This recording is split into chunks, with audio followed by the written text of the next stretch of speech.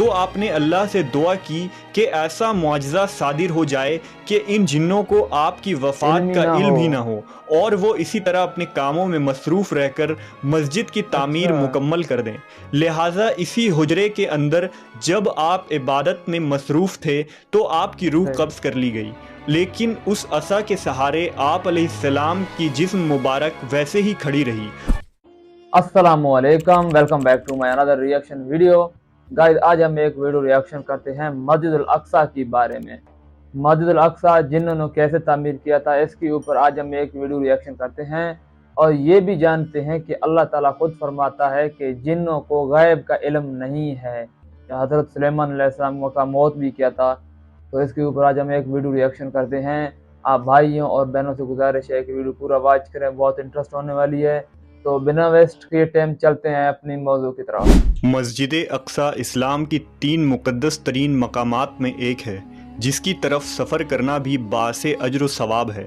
مسجد اقصی اپنے آپ میں ایک مکمل تعمیری تاریخ رکھتا ہے، جس کا تعلق قوموں کے عروج و زوال اور پیغمبروں کے مابعوث ہونے سے ہے۔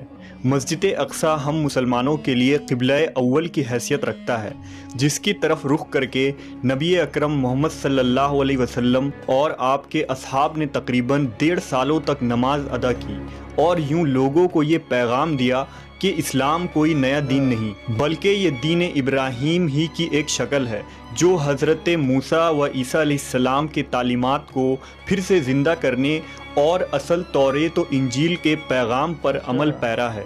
واقعہ معراج اس بات کی دلیل تھی کہ القدس سے اسلام کا کتنا گہرا تعلق ہے۔ نیز نبی صلی اللہ علیہ وسلم کا تمام انبیاء اکرام کی امامت کروانا ایک غیر معمولی واقعہ تھا۔ غرض یہ کہ یروشلم اسلام و عیسائیت اور یہودیت تینوں مذاہب کے نزدیک مقدس ترین مقام ہے۔ یہ علاقہ پیغمبروں کا مسکن رہا ہے، جہاں بے شمار نبی مبعوث کیے گئے۔ قرآن مجید میں اللہ تبارک و تعالیٰ نے سرزمین قدس کے متعلق سورہ اعراف میں فرمایا، اور ہم نے اس قوم کو کہ جس کو کمزور بنایا گیا تھا اس سرزمین کے مشرق و مغرب کا وارث بنایا، کہ جس سرزمین میں ہم نے برکت رکھی ہے۔ اسی طرح سورہ اسراء میں فرمایا، پاک ہے وہ ذات جو لے گئی اپنے بندے کو ایک رات میں مسجد حرام سے مسجد اقصی تک، کہ جس کے ارد گرد ہم نے برکت رکھ دی ہے۔ ان آیات میں جس بابرکت سرزمین کا ذکر ہے وہ بیت المقدس اور اس کے گرد و نواح کے علاقے ہیں۔ حدیث مبارکہ میں حضور اکرم محمد صلی اللہ علیہ وسلم نے مسجد اقصی کی فضیلت بیان کیا، لہٰذا حضرت ابو ذر غفاری سے روایت ہے کہ انہوں نے نبی صلی اللہ علیہ وسلم سے پوچھا، اے اللہ کے رسول، اس روئے زمین پر سب سے پہلے کون سی مسجد تعمیر کی گئی؟ آپ نے فرمایا مسجد حرام۔ انہوں نے پھر پوچھا، اس کے بعد کون سی مسجد تعمیر کی گئی؟ آپ نے فرمایا مسجد اقصی۔ حضرت ابو ذر نے کہا، ان دونوں کے تعمیر کے دوران کل کتنا وقفہ ہے؟ آپ صلی اللہ علیہ وسلم نے جواب دیا، 40 سال۔ علماء و مفسرین کی ایک جماعت کے نزدیک مسجد اقصی کو سب سے پہلے خود حضرت آدم علیہ السلام نے تعمیر کی تھی، اور بعد میں حضرت ابراہیم علیہ السلام نے اسے دوبارہ تعمیر کروائی۔ روایتوں کے مطابق اللہ نے حضرت جبرائیل علیہ السلام کو خصوصی طور سے حضرت آدم کی طرف بھیجا اور حکم دیا کہ مسجد حرام اور مسجد اقصی کی تعمیر کریں۔ ابن حشام نے اپنی تاریخ میں لکھا کہ جب بنی اسرائیل فلسطین میں مضبوط ہوئے اور ان کی ریاست قائم ہوئی تو حضرت داؤد علیہ السلام نے بیت المقدس کی دوبارہ بنیاد رکھی، اور پھر آپ کے جانشین اور فرزند حضرت سلیمان علیہ السلام نے مسجد اقصی کی مکمل تعمیر فرمائی۔ غرض یہ کہ احادیث اور تاریخی روایتوں سے یہ پتہ چلتا ہے کہ بیت المقدس کو کئی مرحلوں اور ادوار میں بار بار تعمیر کی گئی، نیز اس کی تجدید کئی پیغمبروں نے کیا۔ مسجد اقصی کی مکمل تعمیر حضرت سلیمان علیہ السلام کے دور میں ہوئی، جس کی تائید نہ صرف اسلامی بلکہ اسرائیلی روایتوں سے بھی ملتی ہے۔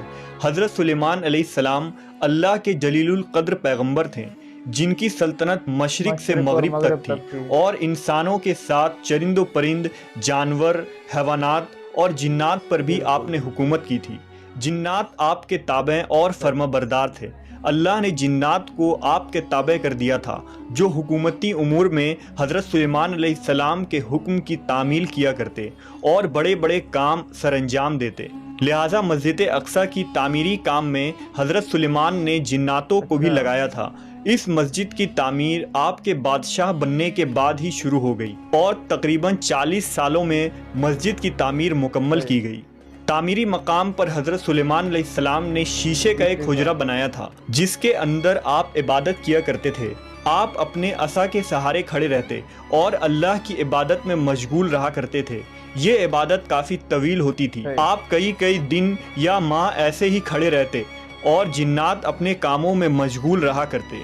جب سلیمان علیہ السلام کو یہ علم ہوا کہ جلد ہی آپ کی وفات ہونے والی ہے تو آپ نے اللہ سے دعا کی کہ ایسا معجزہ صادر ہو جائے کہ ان جنوں کو آپ کی وفات کا علم ہی نہ ہو اور وہ اسی طرح اپنے کاموں میں مصروف رہ کر مسجد کی تعمیر مکمل کر دیں۔ لہٰذا اسی حجرے کے اندر جب آپ عبادت میں مصروف تھے تو آپ کی روح قبض کر لی گئی، لیکن اس عصا کے سہارے آپ علیہ السلام کی جسم مبارک ویسے ہی کھڑی رہی اور جنات یہ سمجھتے رہیں کہ آپ عبادت میں مشغول ہیں۔ دراصل پیغمبروں کی جسم مبارک کبھی سڑتی نہیں، نہ ہی زمین کی مٹی انہیں کھا سکتی ہے۔ اس روئے زمین پر جتنے بھی نبی بھیجے گئے آج بھی ان کے جسم قبروں میں صحیح و سالم موجود ہے اور غیبی طور سے انہیں رزق ملتا رہتا ہے۔ لہٰذا حضرت سلیمان علیہ السلام وفات کے کئی سالوں بعد تک اسی مقام پر عصا کے سہارے کھڑے رہے۔ آخر کار جب اس عصا کو دیمک کھانے لگی اور وہ لاٹھی کمزور ہو گئی تو آپ کی مبارک جسم زمین کی طرف جھکنے لگی اور تب جناتوں کو یہ علم ہوا کہ حضرت سلیمان علیہ السلام کی وفات ہو چکی ہے۔ اس واقعے کو اللہ نے سورہ سبا میں یوں بیان فرمایا: پھر جب ہم نے ان پر موت کا حکم بھیجا تو جنوں کو ان کی موت کا علم نہ ہوا مگر زمین کی دیمک ان کی عصا کھاتی رہی، اور جب سلیمان زمین پر آئے تو جنوں پر وہ حقیقت کھل گئی۔ اگر وہ غیب جانتے تو اس خاری کی عذاب میں نہ ہوتے۔ دوستوں یہی تھا آج ہمارا ویڈیو جو ہم نے آپ کو پورا ریئیکشن کروایا۔ آپ بھائیوں اور بہنوں سے گزارش ہے کہ میرے چینل کو لائک اور سبسکرائب لازمی کر دینا۔ تب تک کے لیے اللہ حافظ، ملتے ہیں اگلی ویڈیو کی طرف۔